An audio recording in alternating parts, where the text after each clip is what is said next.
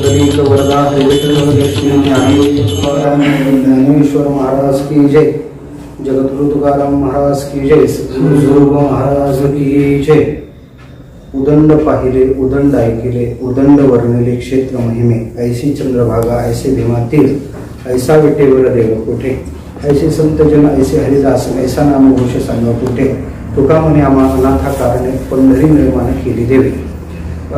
यावर्षी कोरोनासारख्या महामारीच्या संकटामुळे आपल्याला स्थूल विग्रहांना स्थूल शरीराने पंढरीची वारी करणं शक्य नसेल, तरी वारकऱ्याच्या अंतःकरणात सध्या पंढरीचा ची ओढ लागलेली आहे। काही एकादशी आषाढी दरवर्षी आपण त्या पंढरीनाथाच्या वारीला काया वाचा मन अवधानपूर्वक जात असतो।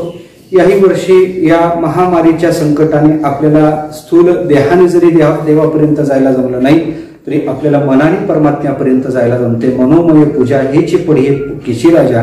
पण खऱ्या अर्थानं पाहायचं झालं तर आज आपण पंढरीची मानसिक वारी करत आहे।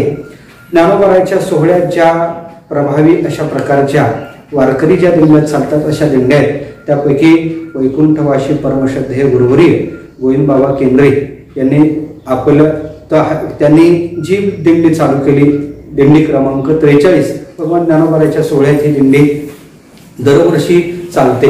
यावर्षी आपल्याला शरीराने जर वारी करायला जमत नाही, तर मानसिक वारी घडावी, त्या पंढरीनाथाचं चिंतन आपल्याला घडावं। म्हणून खऱ्या अर्थानं आपल्याला ही पंढरीची वारी घडण्यासाठी, आपण त्या पंढरीनाथाचं चिंतन घडण्यासाठी प्रवचनमाला पंढरीच्या वाटचालीच्या काळात चालू झालेली आहे। आज ती सेवा माझ्याकडे आहे, म्हणून आज त्या पंढरीनाथाचं पंढरी क्षेत्राचं चिंतन घडावं म्हणून आपला हा अभंगाचा प्रपंच आहे। अभंग समोर ठेवलेला जगद्गुरु तुकोबाराम महाराजांचा आहे। या अभंगात जगद्गुरु तुकोबाराम पंढरी क्षेत्राचं विशेष माहिम्य सांगतात। तुकोबाराच्या बाबतीत विचार करायचा झाला तर पण तुकोबारा अन्य क्षेत्राला गेले नाही आणि पंढरीची वारी तुकोबाराने कसल्याही परिस्थितीत सोडलेली नाही। तुकोबाराला अन्याने आग्रह जरी धरला तरी तुकोबारा अन्य क्षेत्राला जाण्याच्या भानगडीत पडले नाही। उलट त्यांना त्यांनी पत्र पाठवलेले, वाराणसीला असेल, गयेला असेल, आधी करून तुकोबाराच्या गाथात आपल्याला हे पत्राचं प्रकरण पाहायला सापडते। तुम्ही विश्वनाथ दीन रंकमी अनाथ हे पत्र पाठवलेले आहे। त्याचबरोबर पाहायचं झालं तर परिसेव माते माझी विनवणी मस्तक चरणी ठेवत असे, गंगेला पत्र आहे, मथुरेच्या राया माझे दंडवत पाया, परमात्म्याला पत्र आहे। अशा प्रकारची पत्र महाराजांनी पाठवली, पण महाराजांनी पंढरीची वारी कसल्याही परिस्थितीत सोडलेली नाही।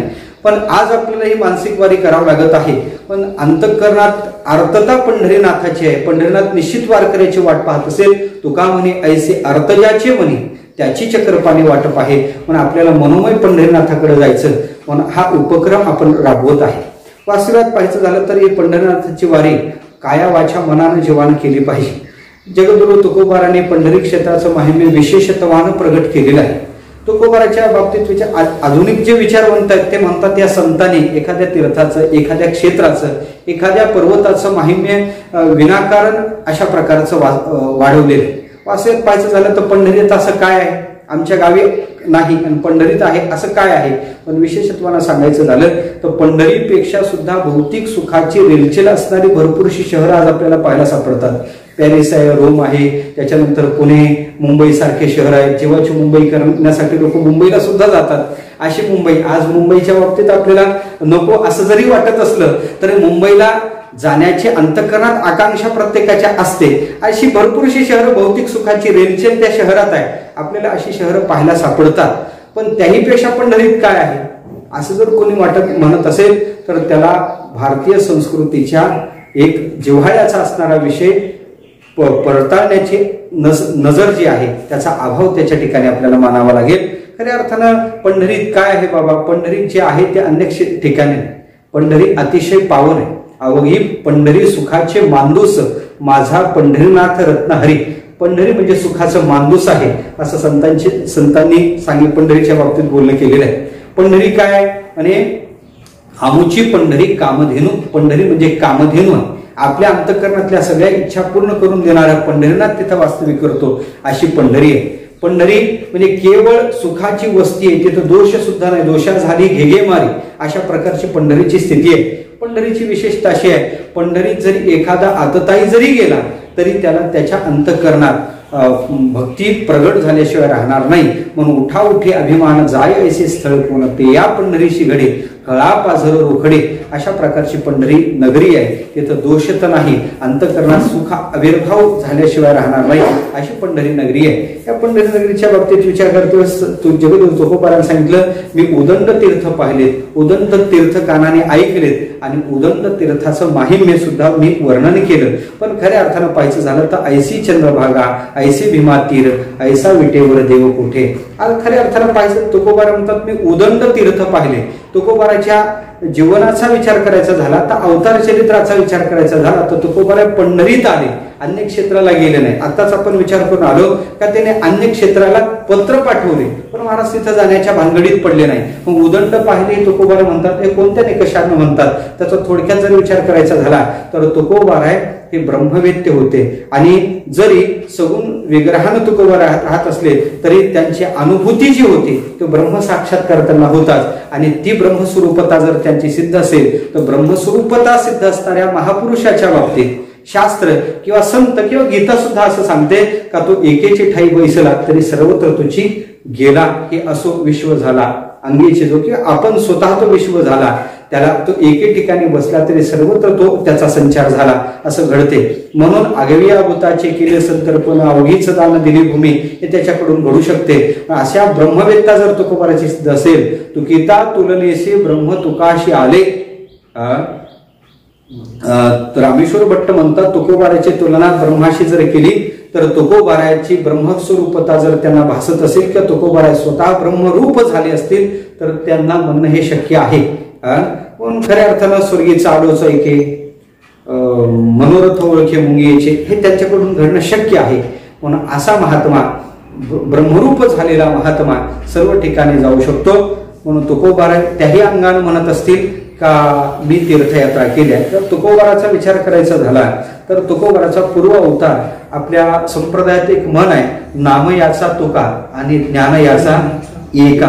अशा प्रकारच्या आपल्या संप्रदायात म्हण आहे. म्हणून नाम याचा तुका जर असेल तर नामदेव महाराजच्या जीवनात तीर्थावळीचा मोठा प्रसंगच आपल्याला पाहायला सापडते. भगवान ज्ञानोबा आहे आणि नामदेव महाराज संबंध भारताची त्यांनी तीर्थयात्रा केली आणि तीर्थयात्रा जर त्यांनी केली असेल तर तीर्थयात्रा पूर्व अवतारात तुकोबाराने नामदेव महाराजांच्या अवतारात केली आणि त्याचं स्मरण तुकोबाराला या अवतारात आहे.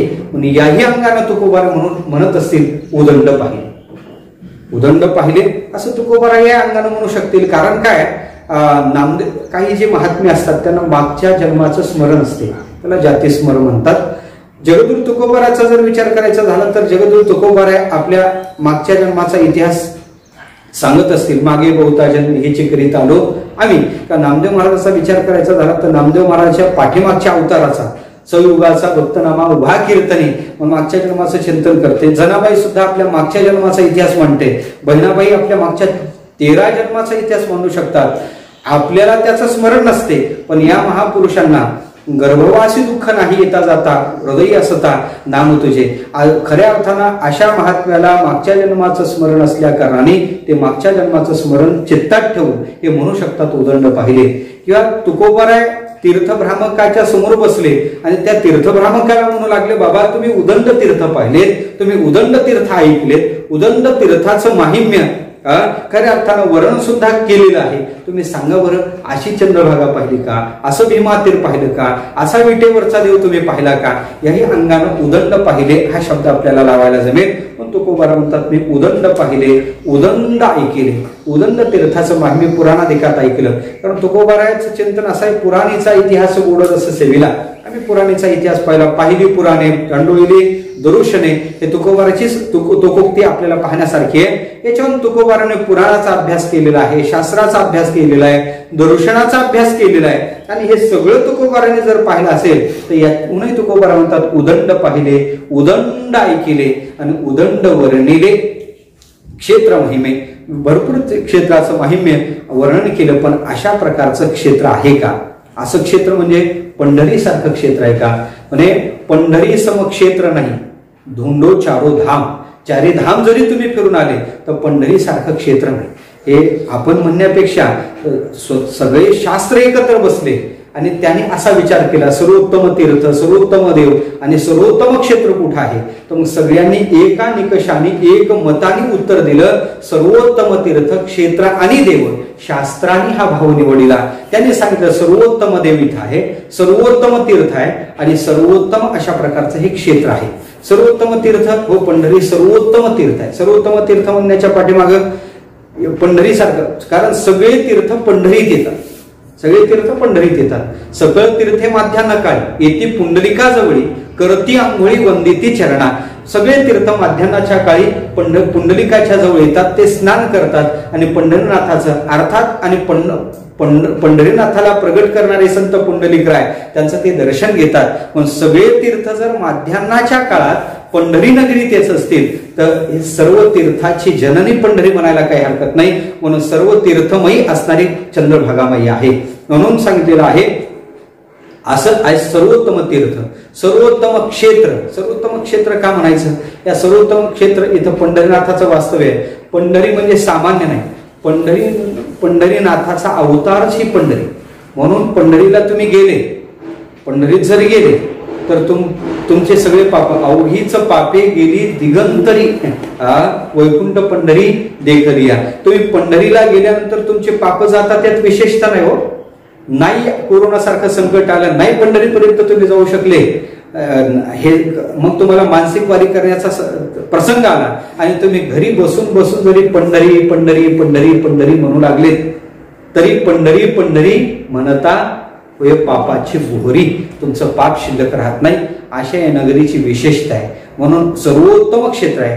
पंढरीनाथ स्वरूप असणार, पंढरीनाथमय असणारं क्षेत्र जर कोण असेल तर ती पंढरी आहे. म्हणून त्या पंढरी सर्वोत्तम क्षेत्र आहे आणि सर्वोत्तम तीर्थ, सर्वोत्तम क्षेत्र आणि सर्वोत्तम देव आहे.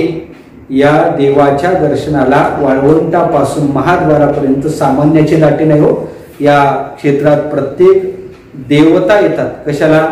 हा देवाचा देव असणारा त्याचं दर्शन घेण्यासाठी वाळवंटापासून महाद्वारापर्यंत सुरवरांची दाटी उभे जोडून हात. या पंढरीनाथाच्या दर्शनाला सर्व देवता जर दर्शन घेण्यासाठी येत असेल तर हा देव सुद्धा तो हा देवाचा देव. बळिया माझा पंढरीराव, बळिया माझा पंढरीराव, तो हा देवाचा ही देव, अशा प्रकारचा तो देवाचा देव आहे. म्हणून अशी पंढरी आहे. म्हणून तुकोबारात त्यांना प्रश्न विचारतात, तुम्ही पाहिलं का? म्हणून ऐशी चंद्रभागा, अशी चंद्रभागा पाहिली का? ही चंद्रभागा कोण आहे? चंद्रभागे नाती तुका म्हणे भलते येते. चंद्रभागेची विशेषता आहे. ही चंद्रभागा सामान्य नाही. भगवान पंढरीनाथाचं जलीय स्वरूप म्हणजे चंद्रभागा आहे. तोच परमात्मा विटेवर आहे आणि आपल्या भक्ताचं पापक्षालन करण्यासाठी तोच चंद्रभागेच्या रूपाने प्रवाहित होते. ही चंद्रभागा तीच भीमा आहे, तीच चंद्रभागा. भीमा आणि चंद्रभागा. तर भीमा आणि चंद्रभागा या दोन प्रवाद आपल्याला पाहायला सापडतात. एक मत असं आहे का भीमाच पंढरपुरात जी चंद्राकृती वाहते म्हणून तिला चंद्रभागा म्हणा. या दुसरं सांगितलं चंद्राचा गुरुपत्नी गमनाचा दोष क्षालन इथं झाला म्हणून चंद्राचा तो भाग निवृत्त तिनं केला, तो दोषाचा पापाचा भाग निवृत्त केला म्हणून हिला चंद्रभागा म्हणा. अशा प्रकारचं चंद्रभागेचं चिंतन करतात. आणि ही चंद्रभागा स्वतंत्र नदी आहे असे त्याचं चिंतन करतात. भीमा स्वतंत्र आहे आणि चंद्रभागा स्वतंत्र आहे. आणि या पदाचा विचार करून काही जण त्याचा स्वतंत्र विचार करतात. कारण चंद्रभागा कुठून आहे म्हणे निरानरसिंहपूरला नृसिंह भगवंताच्या चरणाजवळून ती केशवत केशासारखे वाहते असे चंद्रभागेचं चिंतन केलेलं आहे. म्हणून भीमा आणि चंद्रभागा ही चंद्रभागा विशेष नदी आहे म्हणून सांगितलंय. अशी चंद्रभागा तुम्ही पाहिली का जिच्या वाळवंटात एवढा सोहळा होतो? चंद्रभागेच्या वाळवंटात साधू संतांचा सोहळा, भजन कीर्तनाचा आनंद, मला वाटते हे वैभव जगाच्या पाठीवर कुठंच नाही. ऐशी चंद्रभागा तुम्ही पाहिली का? असं भीमातीर. ऐशी चंद्रभागा म्हटल्यानंतर असं भीमातीर वेगळा शब्द वापरलाच नसता. पण असं भीमातीर पाहिलं का? भीमेचं तीर भीमाशंकरापासून आहे. ही भीमा नदी तिथून उगम पावली, तिथून जी प्रवाहित झालेली आहे. पण असं भीमातीर आहे का? भजन भगवान परमात्मा ज्या भीमा तीरावर उभा राहिला असं भीमा तीर या जगाच्या पाठीवर आहे का? जगात चंद्रभागा नावाच्या नद्या आहेत. चंद्रभागा असणार नावाच्या नद्या आहेत. ऋषिकेशला जर तुम्ही गेले तर ऋषिकेश मधून एक नदी वाहते, तिचं नाव चंद्रभागाच आहे. काय? पण खऱ्या अर्थानं अशी चंद्रभागा नाही. अशी म्हणजे पंढरनाथ तिथं अखंड वास्तव्याला आले अशी चंद्रभागा दुसरी तिसरी नाही. असं भीमातीर नाही, असं भीमातीर भजन करणारं असं भीमातीर नाही.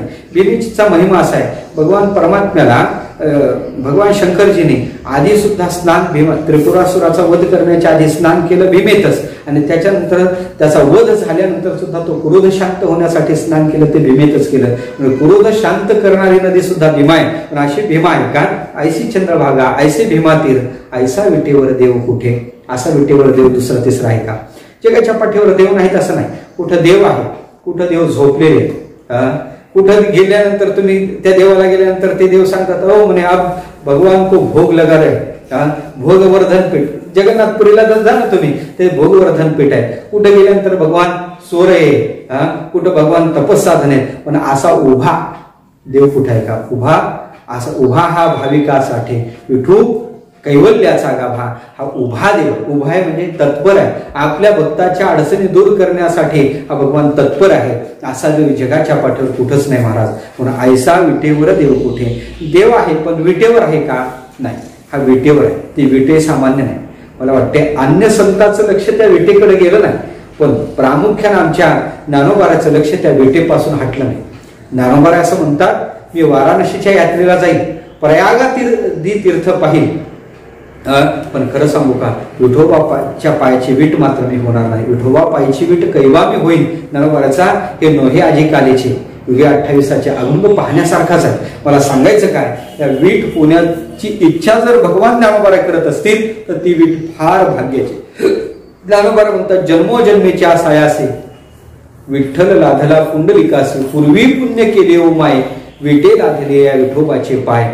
बापरूपमादेव विठ्ठलू आहे, तया तीर्था केदवा जाती पायो, अशी ज्ञानोबा अपेक्षा प्रकट करतात. तेव्हा खरंच भाग्याचे देवा, ज्या भगवान परमात्म्याच्या चरणाला लागण्यासाठी आम्ही 24-24 36-36 तास बारीला लागतो, तरी आम्हाला तिथं दर्शन काही सेकंद आम्हाला तिथं थांबायला जमते. त्या विटेला अखंड भगवान परमात्म्याचे पाय प्राप्त झाले. ते विट सामान्य भाग्याचे आहे का, म्हणून म्हणतात ऐसा विटेवर देव कुठे, असा विटेवर देव उभा आहे का, कुठं पाहायला का तुम्ही, नाही, तो पंढरीतच. म्हणून महायोग पीठे तटे भीमरत्यावरम पुंडरीकाय दातो मुनिंद्रे समागत्य तिष्ठम तमानंदकंदम परब्रह्मलिंगम भजे पांडुरंगम. तो विटेवर असणारा देव, त्याच्यावर संतांनी वेगवेगळे रूपक केलेले. पंढरपूर पाटणीगा महाराज स्वरूप, त्याला राजा म्हणून त्याचं वर्णन केलं. त्याच्यानंतर सांग पंढरीचे भूत मोठे, कधी त्याला भूताची उपमा दिलेली आहे. त्याच्यानंतर सांगितले ती कामधेनू आहे, असे वेगवेगळे रूपक संतांनी केलेली आहेत. म्हणून सांगितलेलं आहे, एक मधुसूदन सरस्वती म्हणतात, अद्वैत विथिकै पथिकै उपास्या स्वराज्य सिंहासन दीक्षा केनापी शेटेन वयम हटेन. सांगितलेलं आहे का, खऱ्या अर्थानं पाहायचं झालं तर आम्ही कोण आहेत, आमचा परिचय त्यांनी दिलेला आहे, आम्ही कोण आहे. म्हणून ते सांगतात का तुम्ही तिथं पंढरपुरात जाऊ नका. त्यांचं एक पद सुद्धा आहे, पंढरीच्या पाठी का जाऊ नका, पंढरपुरात त्या भीमा नदीच्या काठावर एक चोर राहतो म्हणून, आणि तो चोर काय करतो तर तुमचं चित्तच चोरतं. म्हणून तुम्ही जर तिथे गेले तर तेथे जाऊ नका, कोणी गेले नाही आले परतुनी. तुम्ही जर तिथे गेले तर तुमचं ते चित्त चोरल्याशिवाय राहणार नाही. अशा प्रकारचं मधुसूदन सरस्वती ते सांगतात. पण असा विटेवर देव दुसरा तिसरा आहे का, जो तिथे गेल्यानंतर भक्ताचं चित्तच चोरून घेतो, चित्तच चोरून घेतो. असा भगवान परमात्मा जगाच्या पाठीवर कुठे आहे का, नाही. ऐसे संत जन ऐसे हरिदास, ऐसा नामघोष सांगा कुठे. असे संतजन आहेत का, असे संतजन म्हणजे भरपूर संत आहेत, पण गळ्यात टाळ घेऊन खांद्यावर पता घेऊन माझी जीवीची आवडी पंढरपुराने गोडी, असे संत आहेत का, असे संत नाही. ऐसे संतजन ऐसे हरिदास, अशी भगवान परमात्म्याची सेवा करणारी असे कोणी आहेत का, ऐसे संतजन ऐसे हरिदास, ऐसा नामघोष सांगा कुठे. असा नामघोष आहे का, घोष पंढरीत हे वारकऱ्याशिवाय भजन दुसरीकडे नाही. हे जे भजन आहे ते केवळ वारकरी संप्रदायात आहे. म्हणून हाका आरोळिया गीत वाद्य सुख सोळी जायते न कळे किंवा रजनी दिवस, असं केवळ वारकरी संप्रदायात आहे. पण हा घोष वारकरी संप्रदायात आहे. पुंडलिक वरदा हरी विठ्ठल श्री ज्ञानदेव तुकाराम, असा घोष हा वारकरी करतो. भगवान परमात्म्याच्या नावाच्या आरोळ्या मारतो. म्हणून ऐसा नामघोष सांगा कुठे, असा नामघोष ऐका. अनुपम्य सप्तपुर्या त्या असते, अनुपम्य त्यावर ते पंढरी आहे. अनुपम्य तीर्थ सागरादी असती, अनुपम्य सरती पंढरी आहे. नाथबाबाचा प्रसिद्ध अभंग आहे, पाहण्यासारखा अभंग आहे. म्हणून अनुपम्य अशा प्रकारची नगरी आहे. म्हणून पंढरीचा महिमा देता अनेक उपमा, त्याला दुसरी उपमा देण्यासारखा ऐसा ठाव नाही कुठे, देव उभा उभी भेटे असं हे पंढरी क्षेत्र आहे. म्हणून तुकोबा म्हणतात ही पंढरी भगवान परमात्म्याने आमच्यासाठीच तयार केली. तुका म्हणे आम्हा अनाथाकारणी पंढरी निर्माण केली देवे.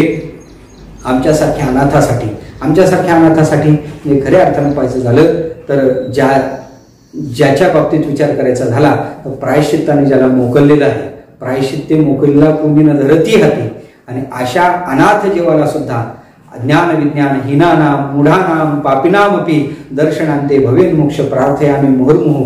पुंडलिकराने असं देवाला वरदानच मागून घेतलं आणि ते वरदान देवाने दिलं. पण आमच्यासारख्या अनाथ जीवाच्या उद्धारासाठीच भगवान परमात्म्याने ही पंढरी नावाची नगरी निर्माण केलेली आहे. तुका म्हणे आम्हा अनाथाकारणी पंढरी निर्माण केली देवे. मग कोणी एखादा अनाथ असेल, तो पामर असेल, त्या पामराला भगवान परमात्म्याच्या भक्तीची ओढ लावली.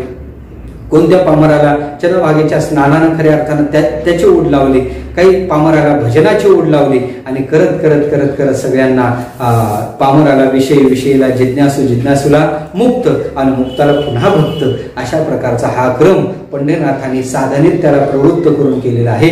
पंढरी निर्माण केली देवे अशी पंढरी आहे. त्या पंढरीची वारी आज आपल्याला घडत नसेल तरी मनोमन आपल्याला पंढरीनाथाकडे जायचं आहे.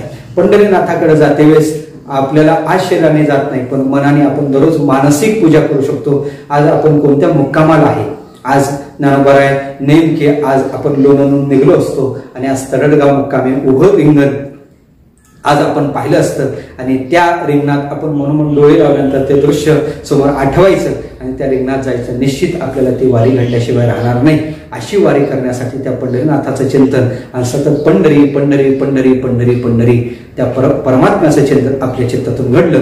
केवळ असं जरी चिंतन घडलं तरी तो पंढरीनाथ निश्चित त्याला भेट. अशी पंढरीची वारी आपण दरवर्षीच करत असतो.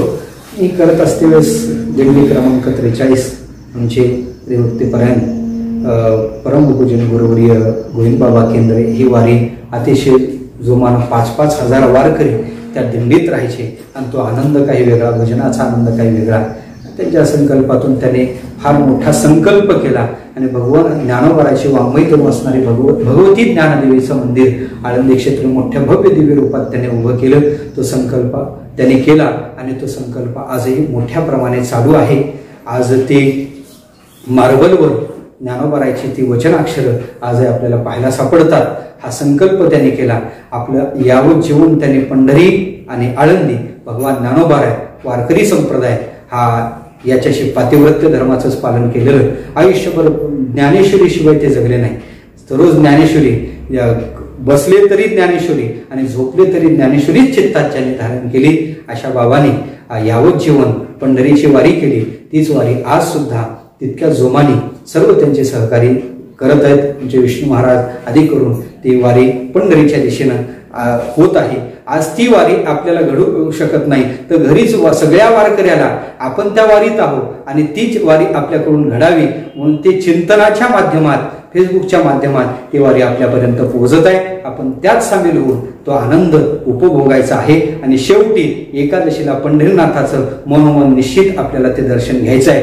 पंढरीनाथ निश्चित आपल्या ध्यानात आले वारीपर्यंत करायचं. अशा प्रकारची ही सेवा त्याच्या समोर